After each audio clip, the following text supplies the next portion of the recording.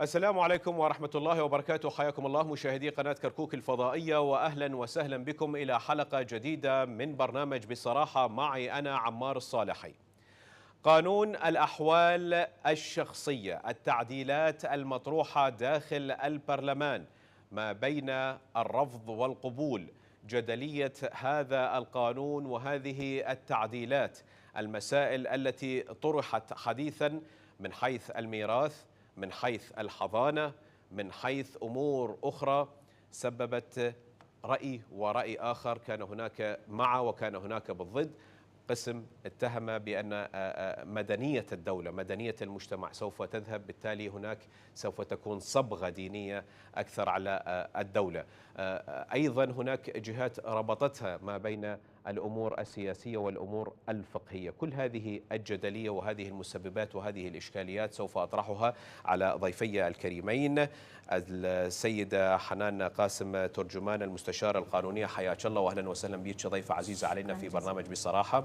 أيضا السيد نجاة حسين عضو مجلس محافظة كركوك السابق، حياك الله سيد نجاة وأهلا وسهلا بك ضيفا عزيزا علينا.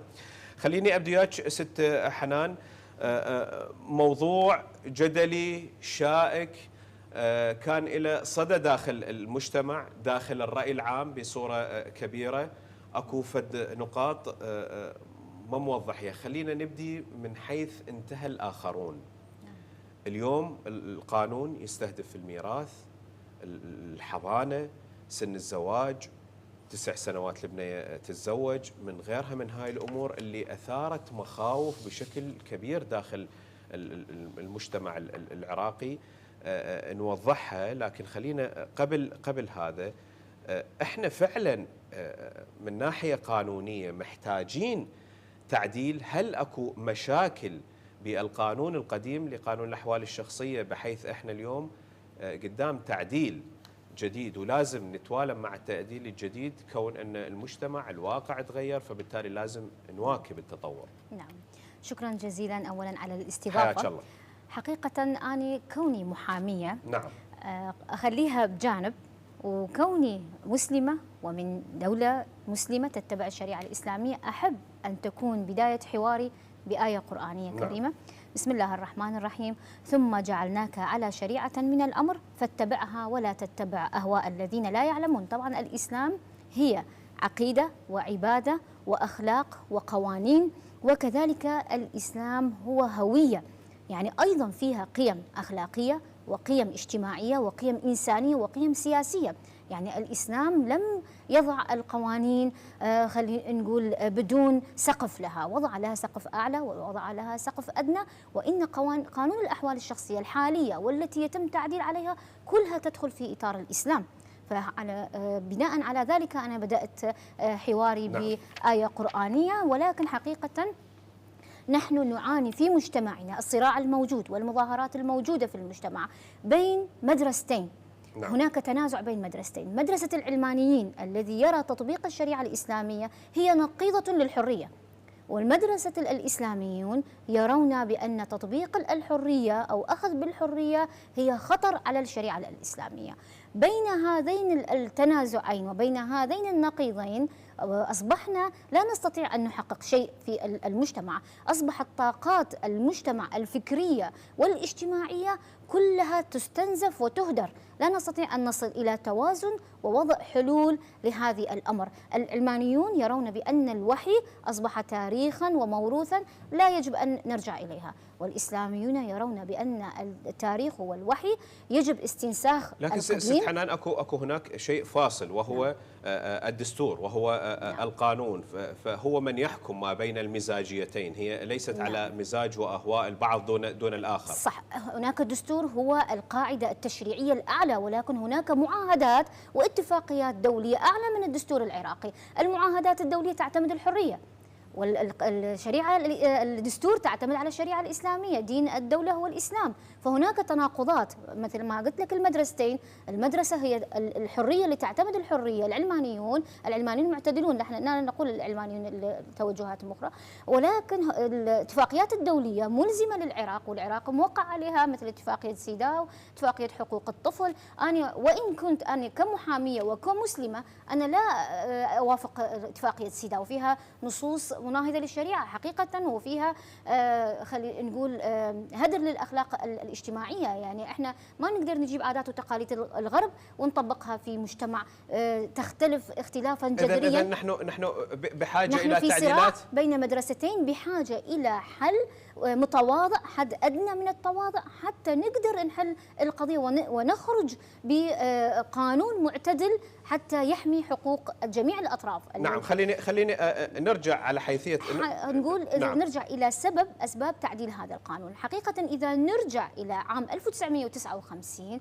إذا نشوف أسباب وضع هذا القانون، تشريع هذا القانون، إقرار قانون الأحوال الشخصية الحالية، قبل كيف كان الأوضاع وكيف وصلنا إلى قانون 59. قبل أيضا كان هناك مدونة الفقه الجعفري، مدونة الفقه السني، نعم. وكذلك إخواننا المسيحيين، كلهم كان لهم مدونات يرجعون في حالات الطلاق أو في حالات خلينا نقول قضية الأسرة بصورة عامة، كان هناك مدونات يرجعون إليه. ولكن كانت تختلف القرارات التي تخرج من الحاكم الشرعي، فاتفقوا بأن هناك يكون غطاء قانوني يشمل الكل تحت يعني قبة واحدة، لا يكون هناك حاكم شرعي للمذهب الجعفري أو مذهب السني. حاكم دون آخر. سوف أعود إليك سيدة حنان. خلينا ننتقل لسيد نجاة. سيد نجاة، اليوم الدستور من ضمن قانون الأحوال الشخصية الموجود حاليا صوت عليه الجميع، وافق عليه جميع الكتل، هي كانت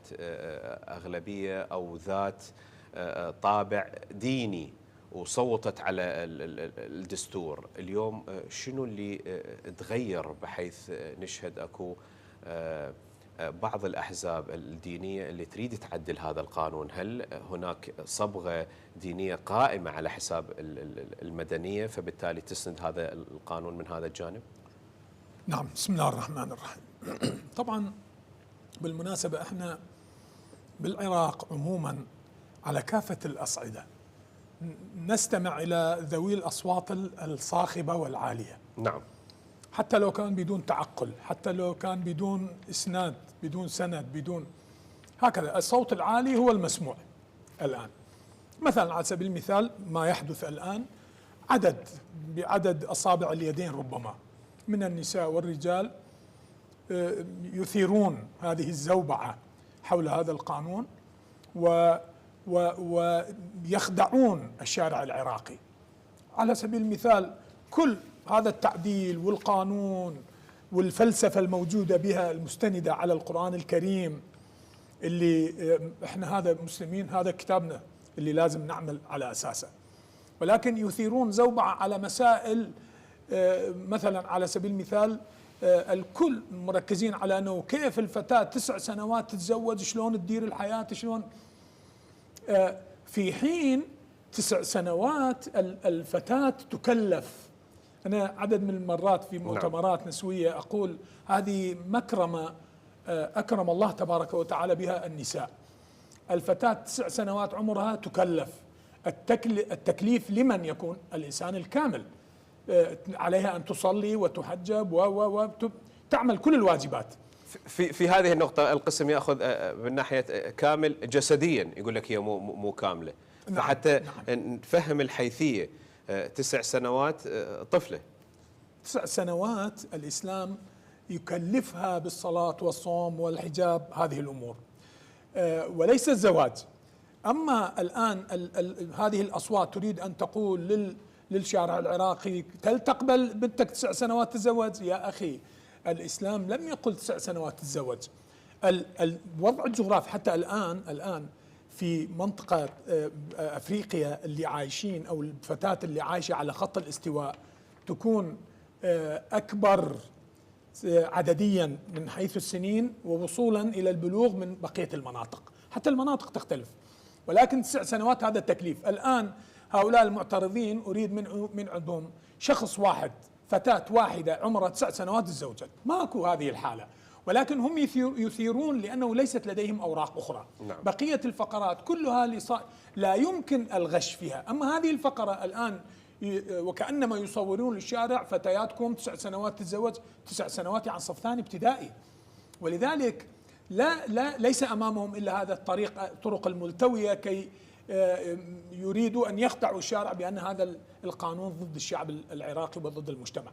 أنا أقول أولا هذا القانون النقطة الأولى اللي راح يخلوه بالتحديث هو أنه أعطى الحرية لكل فرد أن يختار المذهب الذي يريد أن يعقد عليه. هذا أول فقرة. نعم. يعني ليست هناك فرض سني تعال أنت تطبق القانون الشيعي أو الشيعي وهكذا. هذا حرية مطلقة بالنسبة هذه أحوال شخصية.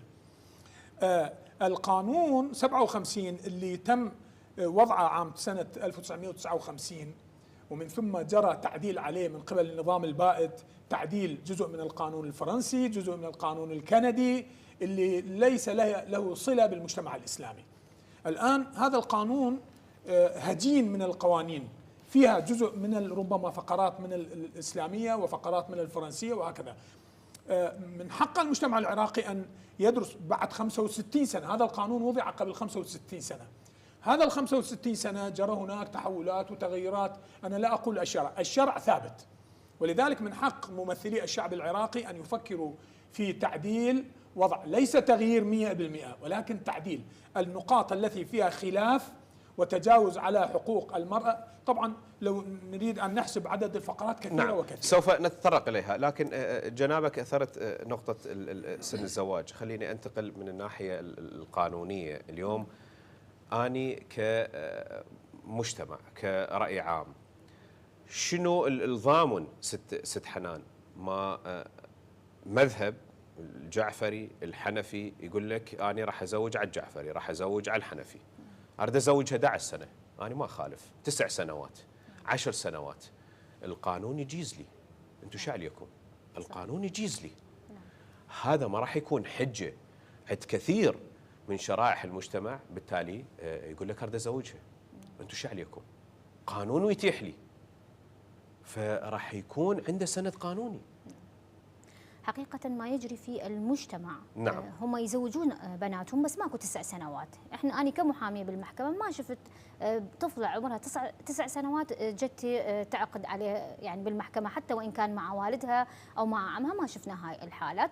هاي مثل ما وضح الأستاذ سن التكليف، سن الزواج تختلف، سن البلوغ تختلف عند المرأة ومن مرأة إلى أخرى تختلف. ما هي حتى 12 سنة حتى 13 سنة. نعم. حاليا القانون تجيز لحد 15 سنة، وإذا كان أقل من 15 سنة هناك فحص طبي وتقرير ولجنة يطلعون لحد 14 13. هاي النقاط احنا اللي نريد نوضحها. إذا هي العملية مو عملية اعتباطية وليس عشوائية، حتى وإن كان بدأوا بتقليل عمر الزواج، يعني ما رفعوا سن الزواج وإنما بدأوا بتقليل سن الزواج. لازم يكون هناك ضوابط حتى تكون هناك لجنة. احنا هسه هاي القانون اللي راح يصير عليه تعديل واللي راح يصدر المدونة، احنا المدونة آلية التطبيق ما وصلت لنا. لازم اللجنة الموجودة بالبرلمان اللي طلعت على تعديل قانون الأحوال الشخصية كان يذكر التفاصيل الموجودة، كيف راح يتم الزواج في سن مثلا 10 سنوات أو 11 سنة، حتى نعرف إحنا كيف نضمن حقوق الطفلة اللي راح تتزوج. خلي إحنا نقول مو طفلة، إذا هي بالغة فعلا جسمانيا صحيا عقليا، لازم تكون هناك لجنه طبيه متكونه من طبيب اخصائي في علم النفس او في فحص جسم المراه، هل هي قابله لان تحمل وتتحمل المسؤوليه. هذه اللجان موجوده بالارياف والقرى والمناطق الجنوبيه. نعم موجوده حاليا، موجوده، وهناك حالات كثيره يزوجون البنت في عمر، يعني احنا ما نقول 9 سنوات، من عمر 12 سنه تتزوج المراه، سواء كانت في الارياف او في المدينه، ولكن لا يعقدون في المحكمه وانما خارج المحكمة. لكن من إيجابيات، يعني إحنا صح بدنا نحكي أكو سلبيات في التعديل الجديد، ولكن من إيجابيات هذا التعديل بأن كل مرأة تعقد خارج المحكمة كلها راح توصل أوراقها للمحكمة، ماكو وحدة تضيع حقوقها. هنا كل عقد زواج تسجل عند الشيخ أو عند السيد، تكون نسخة من عندها، راح تقنن الشريعة. يعني هنا كل ما يتم هسه خارج المحكمة كلها راح تكون موجودة داخل المحكمة، فما راح يكون عند حجة لدى الأب أو العم أو الولي على البنت بأن يعقد زواج خارج المحكمة بدون علم المحكمة. حتى وإن صارت خارج المحكمة تسلم نسخة من قبل السيد أو من قبل الشيخ، تسلم إلى المحكمة والمحكمة تكون على علم. هاي تحفظ حقوق المرأة. هنا هاي من إيجابيات هذا القانون، ولكن أيضا مثل ما قلنا من سلبيات هذا القانون احنا بدنا نعرف آلية تزويج هاي البنت اللي عمرها 12 سنة أو 13 سنة كيف راح تكون. هل هناك لجنة تقيم أم راح نعتمد على تخمين الأب بأنه بنتها رشيدة وبالغة هو اللي يقدر مصلحة الطفل أو البنت يعني. وهنا كيف راح يكون الأب هو يقدر؟ ما المفروض الأطفال، المفروض الجميع يحاميهم القانون. نعم. لأنه قد يكون الأب يغرب مادة. نعم. يجوز الأب ضميره يعني ما يقدر يتحكم أو ما يقدر يعرف مصلحة الطفلة يضر أو البنت. يعني خلينا ما نقول طفلة لأن 9 سنوات ماكو زواج. البنت إذا صار عمرها 12 سنة وبلغت ما تعتبر طفلة. يعني احنا اذا نجي على القانون وعلى الشريعه، لان احنا اذا نرجع قبل 50 سنه اني والدتي تزوجت عمرها 13 سنه، لا صار بها ضرر ولا صار بها شيء، يعني 13 سنه عادي موجود بالمجتمع العراقي حتى بالخارج. اذا احنا نروح نشوف الدول الاوروبيه البنيه اللي عمرها 13 سنه مسموح لها تسوي علاقات غير شرعيه ويستغربون اذا ما عندها علاقه غير شرعيه، هنا مسموح لها. بس من تجي تعقد زواج شرعي وصحيح يقفون ضدها، والله يقولون طفله. اذا هي ما متزوجه وخارج الشرع لها حق تمارس الامور الغير الشرعيه وغير الاخلاقيه ما تعتبر طفله، ولكن من تجي تعقد بالمحكمه تعتبر طفله.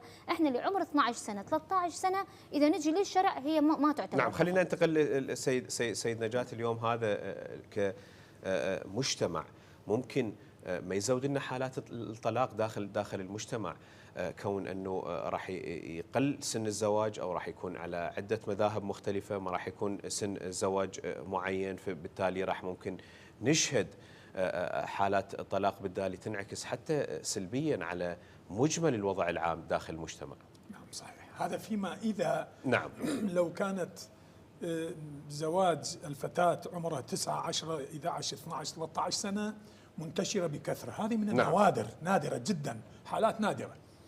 مثلا فتاة جسمها خشنة وكبيرة تبين عليها أنه صارت فتاة كاملة، حالات نادرة جدا، ماكو إلا هسه تبحث احتمال بال10,000 واحد أو وحدة ما تلقي. نعم. هذه أولا. ثانيا بالنسبة لحماية الفتاة، طبعا مو فقط الموضوع موضوع زواج. نعم. هذه الفقرة أو هذا التحديث والتغيير والإضافات، إضافات فقرات كثيرة ربما الوقت لا يسمح أن نذكر، ولكن نعم.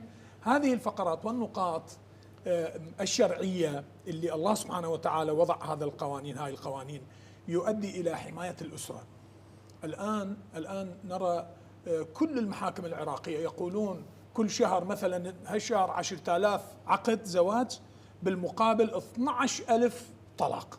يعني نسبة فظيعة مخيفة. الآن ستصبح 90 80 70% من النساء العراقيات مطلقات بهذه الطريقة. لماذا؟ لأنه طغى في موضوع الزواج والشروط والضوابط. عادة الله سبحانه وتعالى طبعا هو خالق الإنسان وهو واضع الدستور، يفكر في مصلحة المرأة والرجل أيضا. الشروط التي يجب أن تتوفر في حالة الزواج وفي حالة الحياة. نعم. الآن مثلا نسمع كثيرا حالات طلاق 80% 70%. لماذا الطلاق؟ والله لأنه الرجل ما اشترى آيفون لزوجته طلبت الطلاق، أو على المحادثات التليفونية مع هذا وذاك، أو عدم إدارة المنزل، خدمة البيت مثلا الطبخ، وهذه أمور موجودة في المجتمع العراقي. أسباب أنا أسميها تافهة بصراحة يؤدي إلى الطلاق. ليش؟ لأنه ليست هناك ضوابط يضبط هذه العلاقة. نعم. ولذلك الشريعة الإسلامية احنا هسه هل هو سيكون أنه كيف يكون 9 سنوات تتزوج، ولكن في الحقيقة هذا ذر الرماد على العيون. الحقيقة أنه هذا القانون سيضع أسس متينة للعائلة العراقية، وسوف يكون من الصعب طلب الطلاق. مثلا على سبيل المثال أعطيك امرأة رجلها غني وهي ما عجب الوضع تريد تطلق، تطلب الطلاق، وورا ما تطلب الطلاق تأخذ حقوق ما أنزل الله به من سلطان. في حين الشرع الإسلامي ليست هكذا، الشرع يقول إذا المرأة هي التي طلبت وأصرت على الطلاق ما راح يكون لها أي حقوق، حتى المؤخر ما لها نعم فيها. ولكن هذه القوانين الفرنسية الكندية المادري الأمريكية اللي جابوا لنا إياه عكست الآية، ولذلك المرأة تشعر بأنه بإمكانها ببساطة الخلاص من الزوج مع هذه الاستحقاقات المالية. نعم. الإسلام وضع الضوابط، لا يظلم الطرفين ما راح ينظلمون بهذا الموضوع.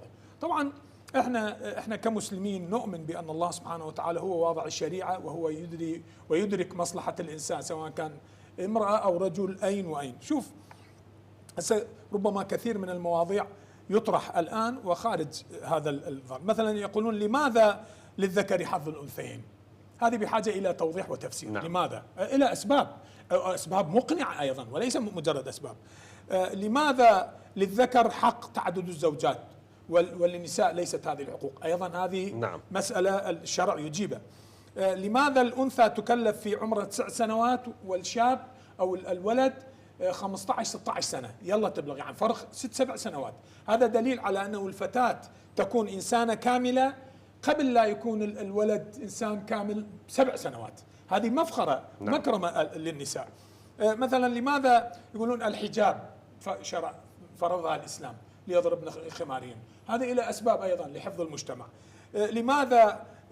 أسباب بسيطة جدا. لماذا يقولون البول والمني؟ لماذا البول بحاجة إلى غسلتين والمني غسلة واحدة، في حين العقل البشري يقول مفروض العكس؟ وهكذا بعض الأمور الشرعية نحن لا ندرك السبب، ولكن بالتأكيد لأنه جاء من الإسلام ومن القرآن فيها مصلحة للمجتمع الإسلامي. نعم. خليني أنتقل للسيدة حنان. التنافس ما بين المدنية اليوم والدينية، البعض يقول بات واضحا من خلال هاي التعديلات بأنه الدينيين أو الإسلاميين يريدون يفرضون هيمنتهم على مدنية الدولة، فبالتالي مثل هيك تعديلات ممكن احنا رايحين الدولة ذات صبغة دينية بصورة أكثر ما أثار حفيظة باقي الأديان، أو حتى شفنا لها صدى داخل المجتمع الدولي بأنه يهدد المدنية داخل الدولة العراقية.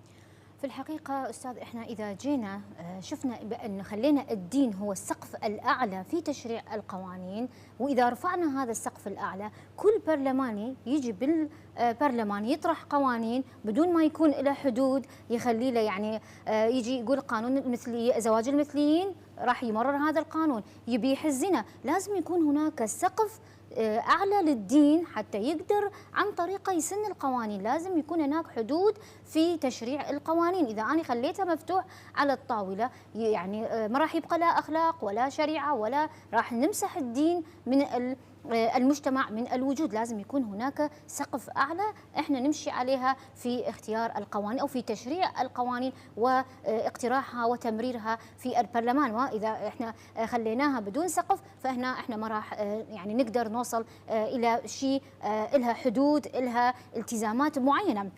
وكذلك الدين ويا السياسة، يعني احنا لازم نفرق. احنا عندنا أوامر بالقرآن، أنا كامرأة ما أقدر أقول والله الشريعة صارت قديمة وما راح تفيدني بالمجتمع، خلي أخذ بالحريات الموجودة. لا، احنا لازم الدين ويا السياسة تكون موجود، ولكن بشكل معتدل، ونراعي التطور الموجود في المجتمع من حيث الزمان والمكان. ما يصير أنا أجيب استنساخ للتاريخ القديم أجي أسويها. نعم. فلازم خليني بحيثية الحضانة حتى نركز خلال الدقائق القادمة على الحضانة شلون راح تكون، والتعديل الجديد منصف للمرأة باعتبارها الأم كان 15 سنة 10 سنوات، فبالتالي البعض يقول هذا كان ظلم بحق الأم أو أخذ من حقوق المرأة. نعم.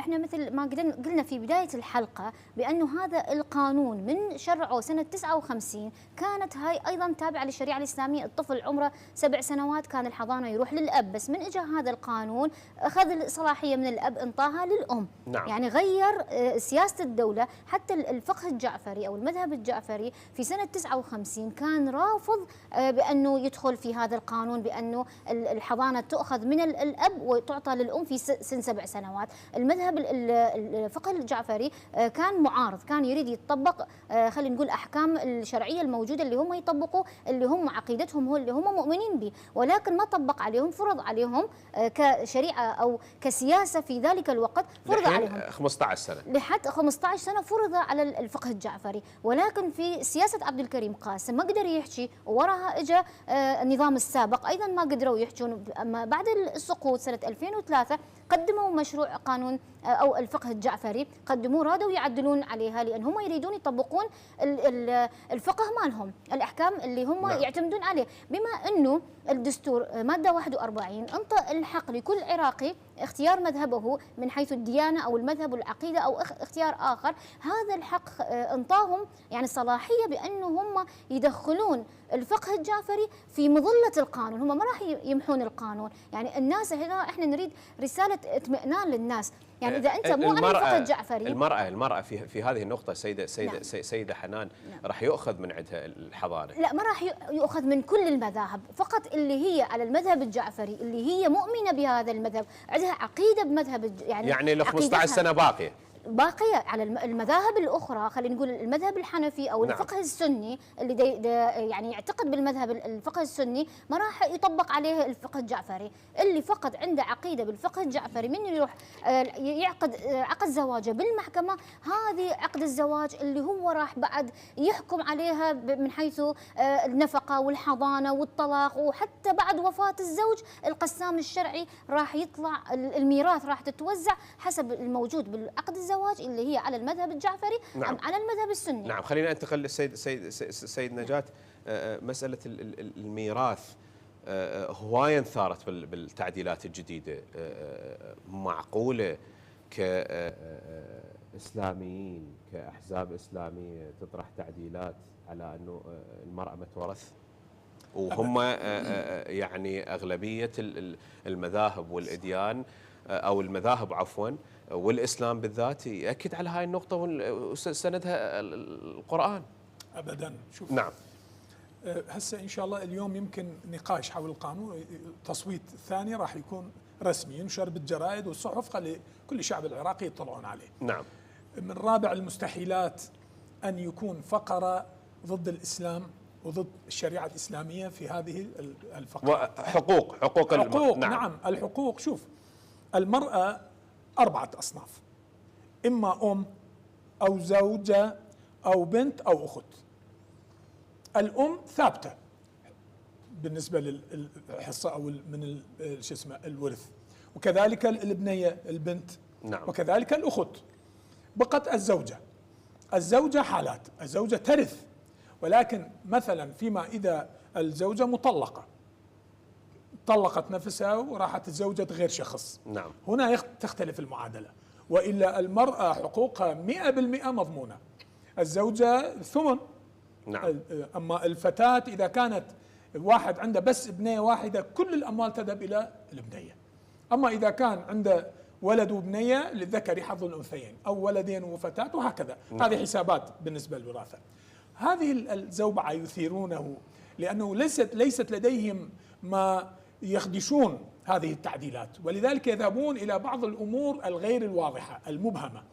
شوف أخي، أنا اللي أقول مثلا إحدى النساء، ما أريد أذكر اسم، الآن محتلة كل الشاشات، تخرج علينا وتقول أنه ضد هذه التعديلات وأنا مستقلة، أنا فقط الله سبحانه وتعالى ظهري. ولكن في الحقيقة هي عندها منظمة اسمها بسمة حوراء، وهي تعمل في منظمة أجنبية أوكسفام يسمى. أوكسفام الآن أي شخص يدخل في الجوجل يكتب ويشوف أوكسفام منهم، يا منظمة عليه كومة من الفساد، اعتداء جنسي على الأطفال، على البنات، على في كل قطر العالم. وهي ممثلة لهذه المنظمة وتتحدث وكأنما هي صاحبة القرار، وهي تريد أن تضع لنا شريعة هكذا. ولذلك أنا أقول شوف أخي العزيز، أحد المحامين أنا شفته بالتلفزيون مظاهرة 20-30 واحد جامع له يصيح بأعلى صوته أنا ضد الحواري، كأنما نعم سوف نرجع إلى زمن الجواري، تكميم الأفواه بالضبط وكأنما جواري وأنا رافض هذا الشيء. ونفس هذا الشخص أتحداه 4-5 سنوات داعش كان يعيث فسادا في العراق، أتحداه أن يوم واحد قال أنا ضد جهاد النكاح. جهاد النكاح واضح شنو، غير قانوني وغير دستوري وغير شرعي وكانت بالقوة. ولكن هذه لأنه مثل ما تفضلت الأخت هسه في أوروبا عمرها 12-13 سنة تقوم بعلاقات وهكذا وغير شرعية وخارج الأطر. أما عندما يكون ضمن الإطار ولو نسبة قليلة جدا في العراق الكل يثور ثائرته. شوف أخي هذه الامرأة اللي حكيت عليها هي عدد من المرات أنا أشوف باليوتيوب أنه تدعم سيداو وتمدح سيداو، في حين الشعب العراقي ربما نسبة من المتابعين يعرفون السيداو ونسبة قليلة ربما ما مطلعين. السيداو فقرات به، سيداو يقول المرأة مثل الرجل، سيداو يقول، ولكن الإسلام ماذا يقول؟ يقول ليس الذكر كالأنثى. سيداو لا يسمح للرجل بتعدد الزوجات، الإسلام يقول مثنى وثلاثة ورباع. سيداو ينسب الأولاد لأمهاتهم، ولكن الإسلام يقول ادعوهم لآبائهم. سيداو يقول لا ولاية على المرأة، الإسلام يقول الرجال قوامون على النساء. سيداو يقول لا يوجد عدة المرأة بعد الطلاق، الإسلام يقول وللمطلقات يتربصن بأنفسهن 3 قروء وهكذا. نعم. دائما فقراتهم ضد الإسلام تماما. نعم. خليني أنتقل للسيدة حنان. حرية المرأة بتهديد فيما يخص اختيار أحوالها الشخصية بحالة الزواج المختلط يهدد حرية المرأة من عدة مذاهب، هوية الدولة تروح باعتبار أنه كل من يختار على مذهبه، وين الأسس القانونية بهذا الجانب؟ نعم، حقيقة احنا حاليا موجود في المحاكم العراقية عندما يذهبون إلى عقد الزواج القاضي يسأل هل أنت على المذهب الجعفري أم السني؟ نعم. إذا قال أنا على المذهب الجعفري يكتب مثلا، إذا قال على المذهب السني عند بصيغة معينة عند أقرب الأجلين، إذا كان عند المذهب الجعفري راح يكتب عند المطالبة به. يعني أكو أمور يدل بأنه هذه على المذهب الجعفري أم على المذهب السني. ولكن هنا الدستور بما أنه أعطاهم حق بأنه هم يختارون مذهبهم، مثل هسه خلينا نقول المذهب الفقه السني ليش هسه ما يعترض على هذا القانون؟ لأن قانون الأحوال الشخصية الحالية هي كلها على المذهب الحنفي. نعم. فهنا الفقه الجعفري إذا يطبق على المجموعة اللي هم يخصون، فمن يجون يعقدون فأكيد المرأة هي مقتنعة بالمذهب الرجل، هم متفقين مسبقا بيناتهم، يجون قدام القاضي فقط بقى عندنا فقرة واحدة احنا تفاصيل المدونة ماكو يمنا. هل بأنه القاضي راح يسأل من المرأة أنت على المذهب، هل تقبلين على المذهب الزوج نعقد لك لو عندك اعتراض؟ نعم. هنا احنا ما نريد حق المرأة تروح في اختيار مذهب الزوج، احنا نريد يكون هناك رضاء للزوجة بأن تعقد على مذهب الزوج لضمان حقوقها. تخوفش من التعديلات، شنو نعم. أكثر شيء ممكن يخوف نعم. من التعديلات؟